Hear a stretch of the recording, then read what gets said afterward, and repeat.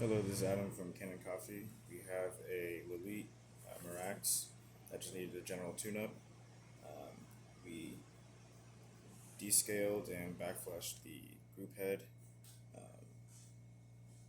using citric acid and detergent.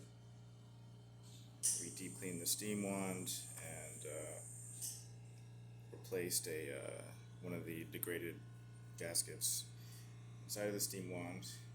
And because the OPV valve was leaking a little bit more than usual, we replaced the gasket of the OPV valve and the vacuum release valve. Um, yeah, and as you can see, we have steam, we have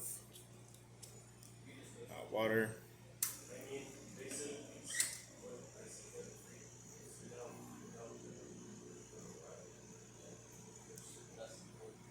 and it pours a shot. You can see it gets up to 9 bar.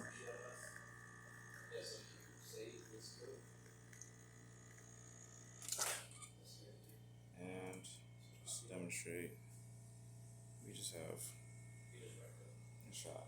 So, yeah, thank you for watching.